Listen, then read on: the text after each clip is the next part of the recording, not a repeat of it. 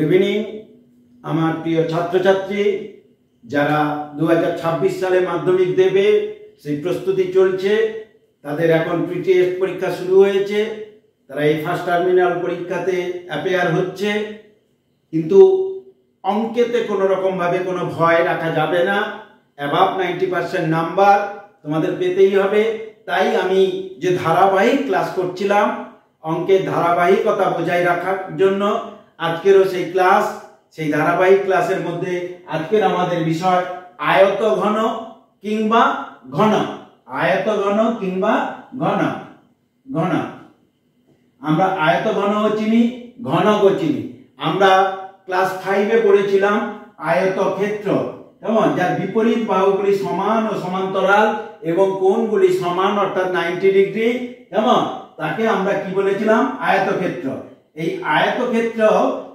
আয়ত ঘন তৈরি হয়ে যায় দেখো আয়ত ঘন তৈরি হয়ে যাচ্ছে তোমাদের প্রত্যেকের ঘরে বক্স রয়েছে জুতোর বক্স দেশলাইয়ের বক্স কেমন এগুলো আয়ত ঘনের উদাহরণ আর ঘন কিউবের উদাহরণটা হচ্ছে ঘনক কেমন কিউবের উদাহরণটা হচ্ছে ঘনক যার প্রত্যেকটি বাহু সমান এর বিপরীত বাহুগুলি সমান মানে দৈর্ঘ্য দৈর্ঘ্য প্রস্থ প্রস্থ আর ঘনক হচ্ছে কি না যা প্রত্যেকটি বাহু সমান তাহলে সবার আগে জেনে নি আয়ত ঘনে বা ঘনকে কতগুলো তল রয়েছে কতগুলো আচ্ছা কি কি জানবো তল ধার এবং শীর্ষবিন্দু কি কি জানবো তল তল কতগুলো রয়েছে ধার কতগুলো রয়েছে আর শীর্ষবিন্দু কতগুলো রয়েছে তারপরে আমরা সবটা জানবো তাহলে তল কতগুলো রয়েছে কেমন একটি আয়ত ঘন যদি আমি এই টেস্ট পেপারটা তোমাদের দেখাই দেখো ভালো করে এই টেস্ট পেপারটি একটি আয়ত ঘন এর কতগুলো তল রয়েছে দেখো 1 2 3 4 5 6 তাহলে তল সংখ্যা কত 6টি আয়ত ঘনকেরও তল সংখ্যা যদি তোমাদেরকে একটা ঘনক দেখাই তাহলে তোমরাও বুঝতে পারবে যে ঘনকের তল সংখ্যা 6টি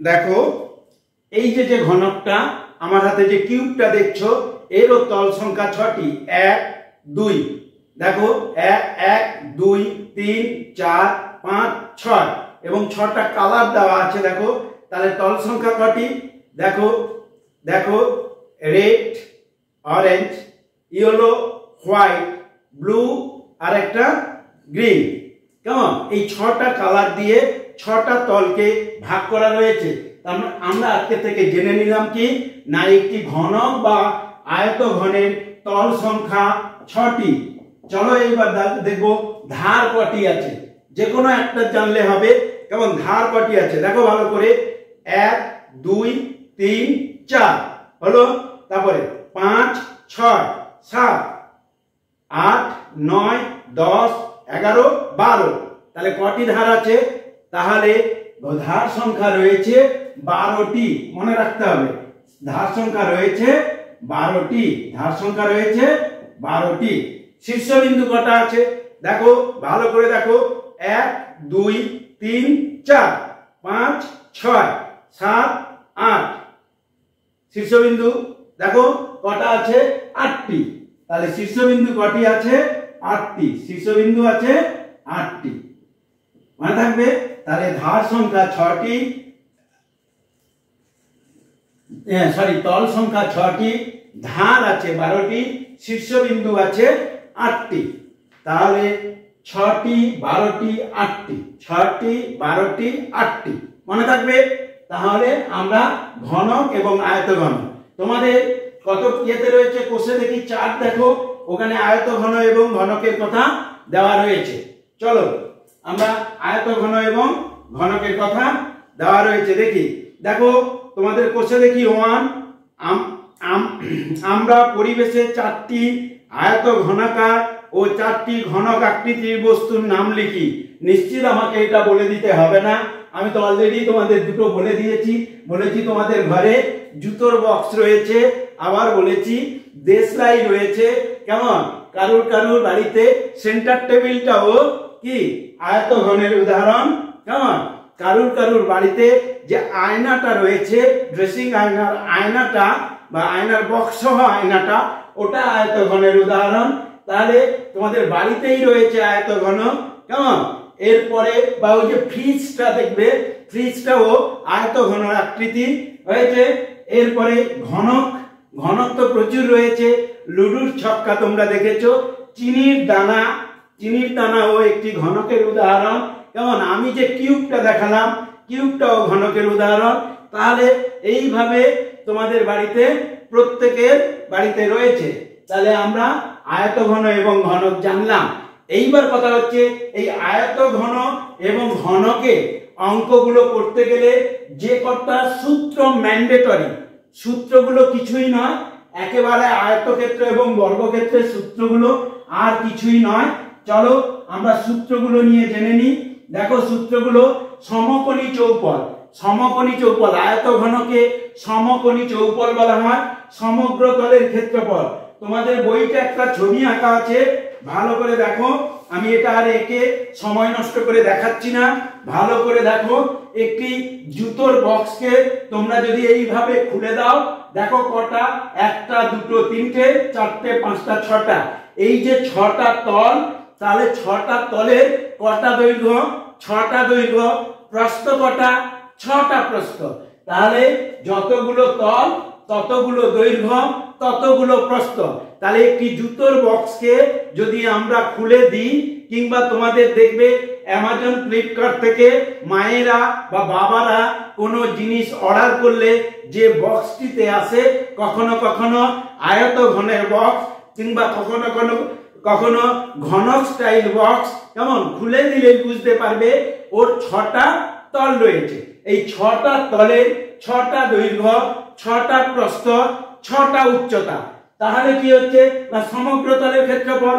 আমরা একটি আয়তক্ষেত্রের ক্ষেত্রফল কি জানি? দৈর্ঘ্য গুণিতক প্রস্থ হয়েছে, দৈর্ঘ্য গুণিতক প্রস্থ। তাহলে ছটা তলের ক্ষেত্রে কি হবে না, তাহলে কটা দৈর্ঘ্য পাবো? তিনটে দৈর্ঘ্য পাবো, কেমন? তাহলে দেখো আমরা কি করব না, 2 গুণিতক সমগ্র তলের ক্ষেত্রে 2 গুণিতক দৈর্ঘ্য গুণিতক প্রস্থ, একটা তল পেয়ে গেলাম, কেমন? যোগ দৈর্ঘ্য গুণিতক উচ্চতা, আর একটা তল পেয়ে গেলাম, যোগ প্রস্থ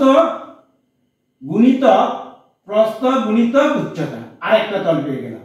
এই যে 2 গুণিতক দিয়ে দিয়েছি, মানে দুটো দৈর্ঘ্য, দুটো প্রস্থ, দুটো দৈর্ঘ্য, দুটো প্রস্থ, দ্রুত উচ্চতা, তাহলে 6টা করে হয়েছে। তাহলে চলো, তাহলে আয়তঘনের ক্ষেত্রফল আমরা আর ভুলবো না। তাহলে 2 ইনটু a b, আমরা দৈর্ঘ্যকে ধরে নিই, দৈর্ঘ্য ইকুয়াল টু a, কেমন? প্রস্থ ইকুয়াল টু b, উচ্চতা ইকুয়াল টু h ধরতে পারো বা c, আমরা এখানে c ধরলাম। চলো তাহলে কি করব না, 2 into ab plus ac plus, কেমন? bc, 2 into ab plus bc plus ac, 2 into ab plus bc plus ac। তাহলে সমকোণী চৌপলের সমগ্র তলের ক্ষেত্রফলটা আমরা বের করতে পারবো। খুব কঠিন সূত্র না, খুব মনে রাখতে হবে এমন নয়। আমি দেখো ডান দিকে লিখে রেখেছি তোমাদের সুবিধার্থে, কেমন? পরে অঙ্ক করার সময় অবশ্যই তা মুছে দেবো। এইবার আসি ঘনকের সমগ্র তলের ক্ষেত্রফল। তাহলে ঘনককেও যদি আমরা ওইভাবে খুলে ফেলি, বা ঘনক আকৃতির কোনো বক্সকে যদি খুলে ফেলি, তার 6টা তল পাবো। এর তো দৈর্ঘ্য, প্রস্থ, উচ্চতা সব তো একই। তাহলে কি হচ্ছে না, আমরা যদি ওই আয়তঘনের মতো লিখি, a গুণিতক a যোগ a গুণিতক a যোগ a গুণিতক a, কারণ এর তো সব a, মানে প্রত্যেকটি বাহুর দৈর্ঘ্য তো a। তাহলে এটা কি হবে দেখো তো, তাহলে কি হচ্ছে 2 গুণিতক a গুণ করলে a স্কয়ার যোগ, আচ্ছা এখানে দাও, ব্যাকে দাও, এটা কত হবে? a স্কয়ার যোগ এটা a স্কয়ার। তাহলে কি হচ্ছে 2 গুণিতক কটা, 1 2 3 a স্কয়ার সমান 3 দুগুণে 6 a স্কয়ার, মনে থাকবে। তাহলে ঘনকে ঘনকের সমগ্র তলের ক্ষেত্রফল 6 স্কয়ার, 6 স্কয়ার বা 6 দৈর্ঘ্য স্কয়ার, 6 ইনটু দৈর্ঘ্য স্কয়ার হয়েছে। তাহলে আমরা আয়তঘন এবং ঘনকে সমগ্র তলের ক্ষেত্রফল আমরা বের করতে পারবো। চলো এইবার চার দেওয়ালের ক্ষেত্রফল। ধরো আমি যে ঘরটি দাঁড়িয়ে রয়েছি বা যে ঘরটিতে আমি ক্লাস করছি বা তোমার বাড়িটি, ও চার দেওয়ালের ক্ষেত্রফল বা চার দেওয়াল রং করতে কত রঙের প্রয়োজন হবে, কত টাকা খরচ করবে, এই ধরনের অঙ্ক বের করার সময় কি করবে না ভূমির ক্ষেত্রফল, ঘরটি যে দাঁড়িয়ে রয়েছে তার মেঝের ক্ষেত্রফল।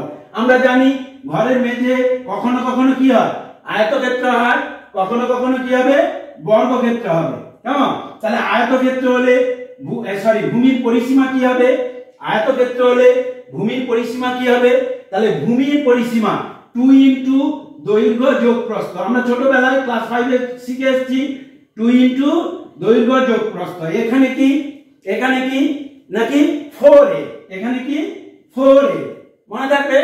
তাহলে যদি সেটা আয়তাকার হয় 2 ইনটু দৈর্ঘ্য যোগ প্রস্থ, যদি কি হয় বর্গাকার হয় তাহলে কি হবে 4a হলো। তাহলে ভূমির ক্ষেত্রফল ইনটু উচ্চতা করলে চার দেওয়ালের ক্ষেত্রফল পাবো। ভূমির ক্ষেত্রফল ইনটু উচ্চতা করলে কি পাবো আমরা চার দেওয়ালের ক্ষেত্রফল পাবো। তাহলে মনে থাকবে যে কোনো মানে আকৃতি, সে ঘনক আকৃতির হোক আর আয়তঘনকের আকৃতি হোক, যে কোনো আকৃতির ঘরের চার দেওয়ালের ক্ষেত্রফল যদি আমরা বা কিংবা ওই জুতোর বক্সের চার দেওয়ালের ক্ষেত্রফল যদি আমরা বের করতে চাই, তার ভূমির পরিসীমা যদি সেটা আয়তকার বা আয়তঘনকার হয় তাহলে কি হবে 2 ইনটু দৈর্ঘ্য যোগ প্রস্থ ইনটু উচ্চতা। আর যদি ঘনাকৃতি বা বর্গাকার হয় তাহলে আমরা 4 ইনটু একটি বাহুর দৈর্ঘ্য ইনটু উচ্চতা। এইভাবে আমরা কি করব চার দেওয়ালের ক্ষেত্রফল নিশ্চিত তোমাদের মনে থাকবে।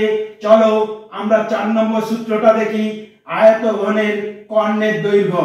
তোমাদের নিশ্চিত মনে আছে আমি এর আগে কোনো এক ক্লাসে বর্গক্ষেত্রের কর্ণের দৈর্ঘ্য বের করেছিলাম পাইথাগোরাস দিয়ে। ভালো করে দেখে নাও তো একটি বর্গক্ষেত্রের কর্ণের দৈর্ঘ্য পাইথাগোরাস দিয়ে কিভাবে বের করেছিলাম। দেখো এটা সমকোণ, তাহলে এর মানে তাহলে আমি কি বলেছিলাম বা পাইথাগোরাস কি বলেছিলেন, অতিভুজের স্কয়ার সমান লম্ব স্কয়ার প্লাস ভূমি স্কয়ার। তার এখানে ধরো এ বি, আচ্ছা এখান থেকে করো এ বি সি, তাহলে এ বি সি তা পাইথাগোরাস কি বলেছিলেন এ সি স্কয়ার সমান A B square plus B C square. মনে পড়েছে নিশ্চিত? সেটাকে আমি বাংলা করে বলছি অতিভুজের স্কয়ার অর্থাৎ অ স্কয়ার সমান ল স্কয়ার প্লাস ভূ স্কয়ার, অর্থাৎ অতিভুজের স্কয়ার সমান লম্ব স্কয়ার প্লাস ভূমি স্কয়ার। তাহলে লম্বের বর্গ, লম্ব এবং ভূমির বর্গের সমষ্টি অতিভুজের বর্গের সমান পাইথাগোরাস বলেছিল। তাহলে এটা কি হবে না এসি সমান কি হবে, এসি সমান root over a square plus A square, root over a square plus A square. কেমন? তাহলে এসি সমান কি হবে 2 স্কয়ার, কেমন এসি স্কয়ার, বুঝেছো? তাহলে কি হবে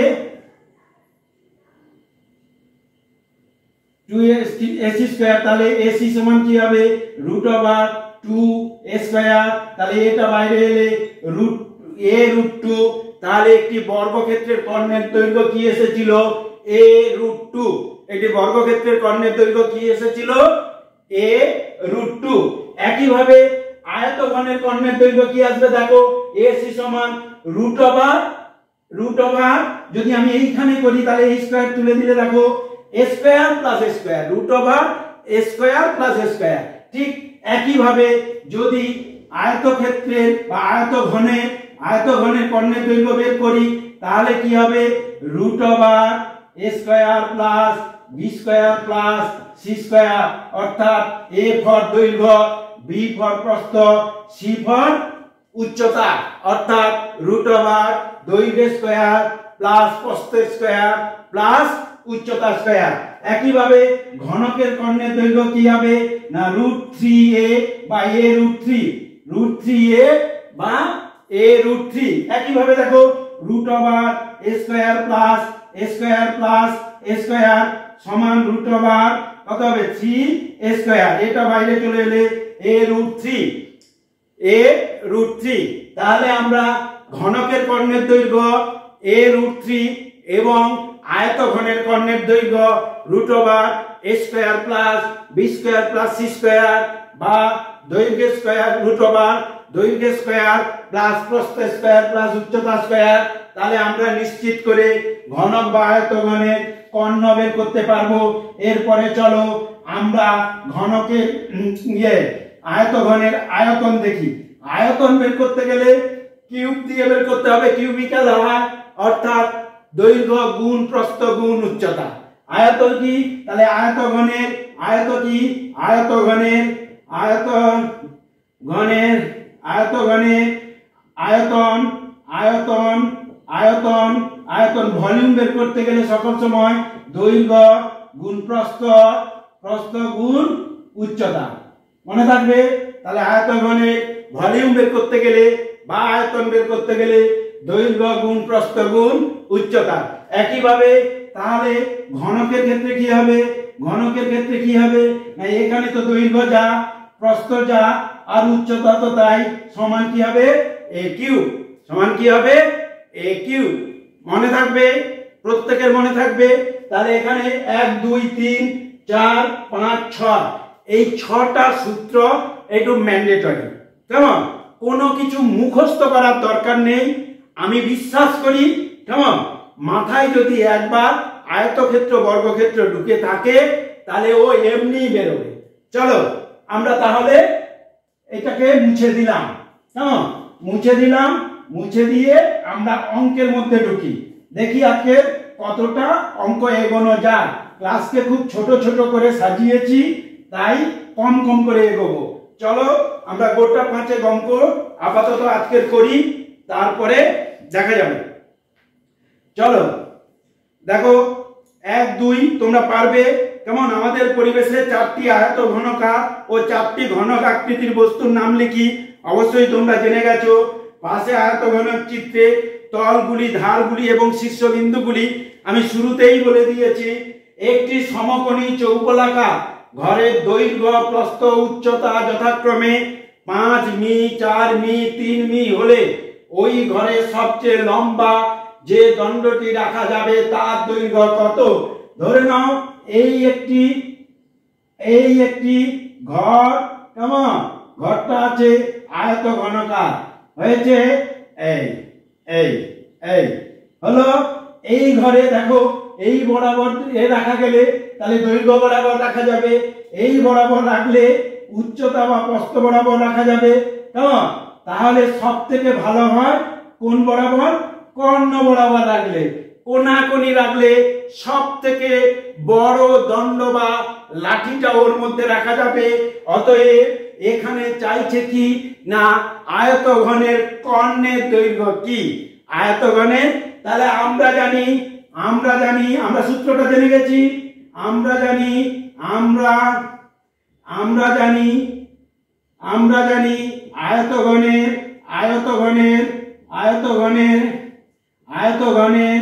ঘনের কর্ণ সমান কি পেয়েছিলাম? √a square plus b square plus c square, অর্থাৎ স্কয়ার দৈর্ঘ্য স্কয়ার প্লাস প্রস্থ স্কয়ার প্লাস উচ্চতা স্কয়ার। তাহলে এখানে দেওয়া আছে a ইকুয়াল টু দৈর্ঘ্য সমান 5 মি, 5 মি দেওয়া আছে।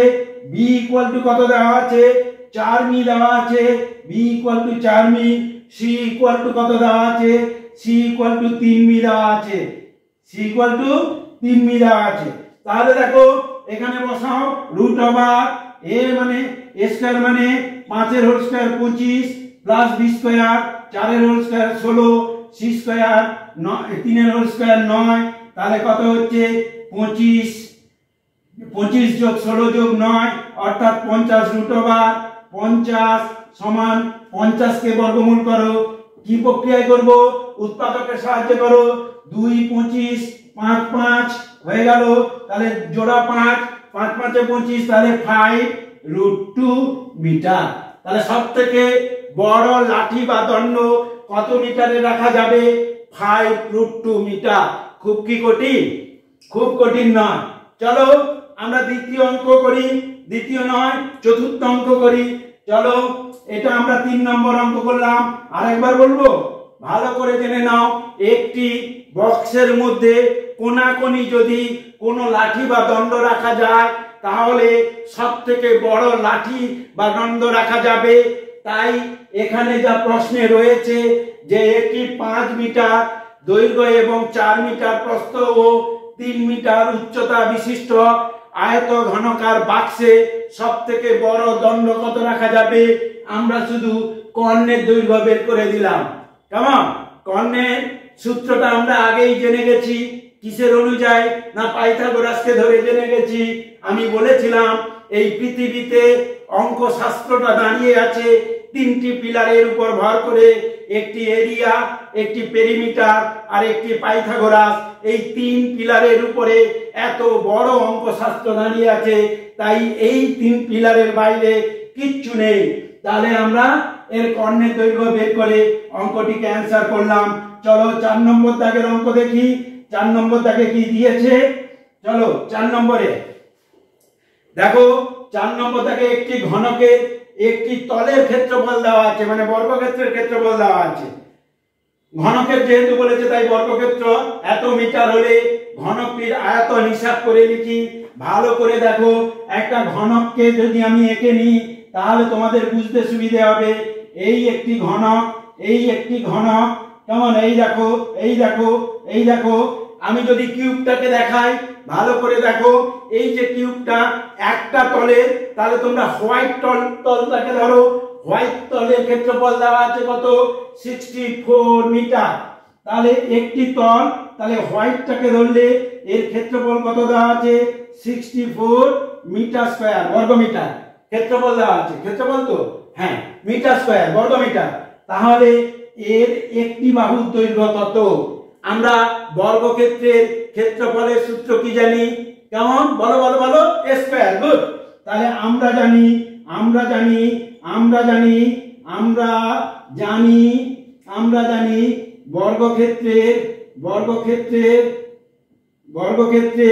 বর্গক্ষেত্রের ক্ষেত্রফল সমান a স্কয়ার। হয়েছে?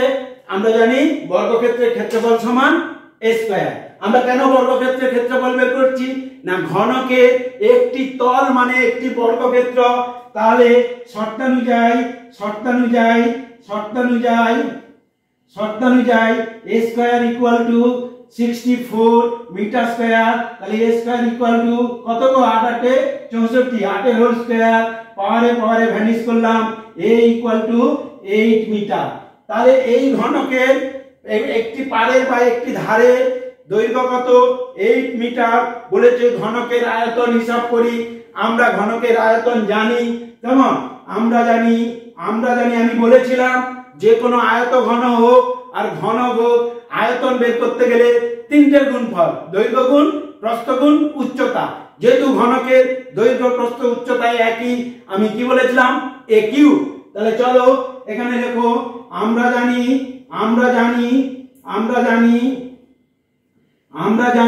ঘনকের আয়তন সমান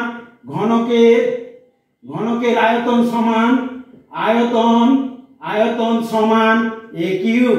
চলো তাহলে কত? a ইকুয়াল টু কত বেরিয়েছে? 8 এর হোল কিউব সমান 8 8 64, 8 8 64 আর 8 গুণ করলে 8 4 32 এর 2, হাতে 3, 8 6 48, 49 50 51, 512 সমান 512 m কিউব, অর্থাৎ মিটার কিউব। কেমন? বা ঘন মিটার, মিটার কিউব বা ঘন মিটার। বলো কি অসুবিধা হচ্ছে? নিশ্চিত অসুবিধা হওয়ার কথা নয়। চলো আমরা পরবর্তী অঙ্কে যাই। পরবর্তী অঙ্কে গিয়ে দেখি আর কি রয়েছে। চলো, খুবই সহজ অঙ্ক, শুধু একটু মাথা খাটাতে হবে, আর কিচ্ছু নয়। কোনো বুদ্ধি লাগে না, শুধুমাত্র চোখ ভালো করে দেখলেই অঙ্ক হবে। দেখো 5 নম্বর অঙ্কে রয়েছে দেখো আমাদের বকুলতলা গ্রামে 2 মিটার চওড়া এবং 8 ডেসিমিটার গভীর একটি খাল কাটা হয়েছে। যদি মোট 240 ঘনমিটার মাটি কাটা হয়ে থাকে তবে খালটি কত লম্বা? তাহলে কি দেওয়া আছে? প্রস্থ দেওয়া আছে আর উচ্চতা দেওয়া আছে আর তার ভলিউম অর্থাৎ আয়তন দেওয়া আছে। খুবই সহজ। আয়তন হিসেবে আমরা দৈর্ঘ্য হিসেবে a ধরে নিয়ে কিংবা x ধরে নিয়ে এগোতে পারি। চলো তাহলে আগে আমরা দেখি খালের প্রস্থ। খালের প্রস্থ কত দেওয়া আছে? খালের প্রস্থ বা চওড়া কত দেওয়া আছে? 2 মিটার। 2 মিটার দেওয়া আছে। উচ্চতা কত দেওয়া আছে? খালের উচ্চতা খালের উচ্চতা কত দেওয়া আছে? উচ্চতা দেওয়া আছে 8 ডেসিমিটার। 8 ডেসিমিটার। এই 8 ডেসিমিটারে কে মিটারে নিয়ে যাবো। দেখো কিলো, হেক্টর, ডেকা, মি, ডেসি। তাহলে ডেসি থেকে মিটারে অর্থাৎ উপরের দিকে যাচ্ছি, ভাগ করব। গুড। তাহলে কত হবে? 8/10 মিটার। কেমন? এটাকে তোমরা লিখতে পারো 4/5 মিটার, এটা লিখতে পারো বা 8/10 রেখে দিতে পারো। আর খালের দৈর্ঘ্য কত? খালের দৈর্ঘ্য বের করতে হবে। তাহলে চলো মনে করিলাম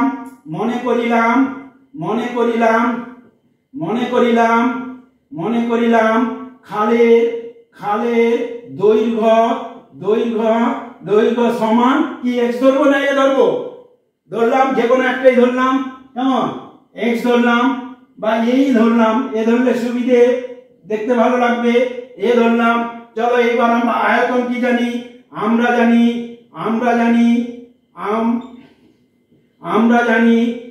জানি ভলিউম বা আয়তন সমান কার? আয়তঘনের। আয়তন সমান কি? বলো দৈর্ঘ্য গুণ প্রস্থ গুণ উচ্চতা। তাহলে এখানে কি হবে? দৈর্ঘ্য গুণ প্রস্থ গুণ উচ্চতা। চলো দৈর্ঘ্য গুণ প্রস্থ গুণ উচ্চতা। দৈর্ঘ্য কত? a গুণ প্রস্থ কত? 2 গুণ উচ্চতা কত? 4/5। তাহলে কত হচ্ছে দেখো? 4 দুগুণে 8a/5 কি metre cube. 8a/5 metre cube. এখানে আয়তন কিসে দেওয়া আছে দেখো? ঘন মিটারে দেওয়া আছে।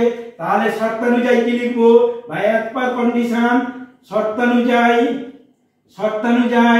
8a/5 equal to 240। হ্যালো, তাহলে 8a সমান কত? 240 গুণিতক 5। কেমন? তাহলে a ইকুয়াল টু কত? 240 গুণিতক 5/8 অর্থাৎ 8 3 24 30, 5 3 15 150 মিটার। বলো কি ভুল আছে? বাক্যটাই বুঝতে অসুবিধে আছে? চলো তাহলে আমরা কি বের করে নিলাম? খালটির দৈর্ঘ্য 150 মিটার। তাহলে মাটির পরিমাণ কিংবা খালের ভলিউম জানা, প্রস্থ জানা, উচ্চতা জানা, দৈর্ঘ্য বের করতে আমাদের কোনো অসুবিধে হওয়ার কথা নয়। চলো এরপরে এটা কত দাগের অঙ্ক করলাম? এটা 5 দাগের অঙ্ক করলাম। চলো 6 দাগের অঙ্ক করি। দেখো একটি ঘনকের কর্ণের দৈর্ঘ্য এত সেমি হলে ঘনকটির সমগ্র তলের ক্ষেত্রফল বের করি। চলো এটা মুছে দিই। 6 দাগের অঙ্ক দেখো খুবই সহজ অঙ্ক আছে। আজকের 5টা অঙ্ক করাবো, 7 দাগ পর্যন্ত করাবো, কারণ বেশি বড় ভিডিও করা যাচ্ছে না। চলো তাহলে কত হচ্ছে? 6 দাগ। তাহলে ঘনকের কর্ণের দৈর্ঘ্য কত দেওয়া আছে? আমি বলেছিলাম, মনে করে দেখো, ঘনকের কর্ণের দৈর্ঘ্য কত বলেছিলাম? ভালো করে বলো a√3। গুড। তাহলে ঘনকের কর্ণের দৈর্ঘ্য সমান a√3। কেমন? তাহলে লিখে দাও। আমরা জানি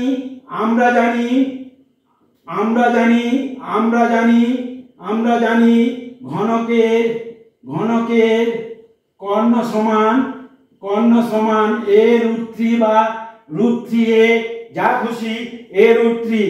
তাহলে শর্তানুযায়ী আমি এর মান বের করব বলে এটা করছি। শর্তানুযায়ী তাহলে কত আছে? a√3 ইকুয়াল টু, এখানে বইতে কত দেওয়া আছে? 4√3। তাহলে √3 ভ্যানিশ করো। a equal to 4 metre. এখানে মিটারে সেমিতে দেওয়া আছে cm। চলো সেন্টিমিটার হলো। এবার ঘনকের সমগ্র তলের ক্ষেত্রফল হিসাব করি। ঘনকের সমগ্র তলের ক্ষেত্রফল, সমগ্র তলের ক্ষেত্রফল তো কোথায়? হ্যাঁ, সমগ্র তলের ক্ষেত্রফল মনে করে দেখো। প্রথমেই সমগ্র তলের ক্ষেত্রফল করেছিলাম, কি করেছিলাম? দৈর্ঘ্য গুণ এ গুণ এ যোগ এ গুণ এ যোগ এ গুণ এ। মনে পড়েছে? তাহলে কত হয়েছিল? তাহলে কি হয়েছিল? a square plus a square plus a square, তাহলে 3a স্কয়ার ইনটু 2, তাহলে 6a স্কয়ার। তাহলে লেখো অতএব ঘনকের আয়তন সমান ঘনকের আয়তন সমান 6a স্কয়ার সমান 6 গুণিতক 4 এর হোল স্কয়ার সমান 6 গুণিতক 16, 6 6 34 এর 6, হাতে 3, 6 1 এর 6, 3 9 96 metre centimetre cube, 96 centimetre cube. অসুবিধা কিছু হচ্ছে নাকি? হওয়ার কথা নয়। দেখো খুব সহজে খুব ভালো করে অঙ্ক বোঝা যায়। আমি বলেছিলাম এই পৃথিবীতে যা কিছু অঙ্ক আছে তার একটা মূর্ত ধারণা আছে বা একটা বস্তুকে কল্পনা করা যায়। এই পৃথিবীতে যত বস্তু আছে তাকে গাণিতিক রূপ দেওয়া যায়, শুধু আমাদের চোখ থাকতে হবে, আর কিচ্ছু নয়। চলো আমরা পরে 7 দাগের অঙ্ক করে আজকের ক্লাস বন্ধ করব, পরবর্তী ক্লাসে করব। চলো 7 দাগে কি আছে দেখি। 7 দাগে দেখো, একটি ঘনকের ধারগুলির দৈর্ঘ্যের সমষ্টি 60 সেমি হলে, ধারগুলি হয়েছে 60 সেমি হলে কেমন ঘনফল নির্ণয় করি। কটা ধার আছে বলেছিলাম বলতো? কটা ধার আছে বলেছিলাম? ধার সংখ্যা কটি? ধার সংখ্যা 8টি। ভালো করে দেখো, 1 2 3 4, এই দেখো 1 2 3 4, এই একটা ধার বেরোচ্ছে, এই একটা ধার, এই একটা ধার, এই একটা। তাহলে ধার সংখ্যা কটি? 12টি। 8টি ভুল বলেছি। তাহলে ধার সংখ্যা কটি? 12টি। তাহলে 12টি ধার রয়েছে। ভালো করে দেখে নাও, 1 2 3 4 5 6। দেখি, দেখো ভালো করে ধার সংখ্যা 1 2 3 4 4 5 6 7 7 8 9 10 11 12, 12টি ধার রয়েছে। তাহলে 12টি ধারে কি বলা হয়েছে? তাহলে আমরা ঘনকের ধার সংখ্যা কটি আমরা জানি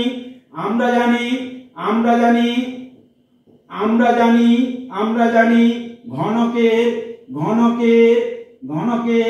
ধার সংখ্যা কটি? ধার সংখ্যা 12টি বলেছে। তা কি কোথায়? 7 দাগে ধারগুলির দৈর্ঘ্যের সমষ্টি।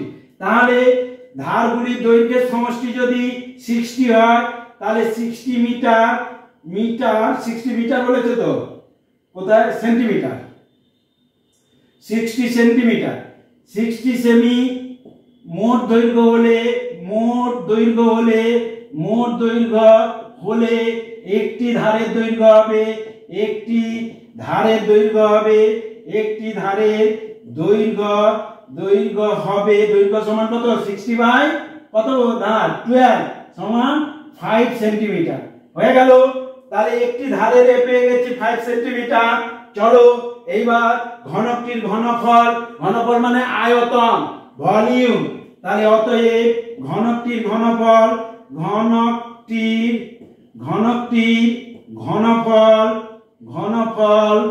সমান কি বলেছিলাম? ঘনফল সমান 6a স্কয়ার, 6a স্কয়ার। তাহলে 6 ইনটু 5 এর হোল স্কয়ার সমান 6 into 25, 25 6 150, 150 centimetre cube, cm cube. ঘন সেন্টিমিটার। বলো বুঝতে কোনো অসুবিধা আছে কিনা? যদি অসুবিধে হয় তোমরা কমেন্ট করো, আমি অবশ্যই। তবে সবার আগে এই ক্লাসের প্রারম্ভিকে আমরা যে সূত্রগুলো নিয়ে আলোচনা করেছি ওটাকে ভালো করে দেখো, দেখলেই দেখবে সব অঙ্ক এমনিতেই হবে। চলো আজকের দিনের জন্য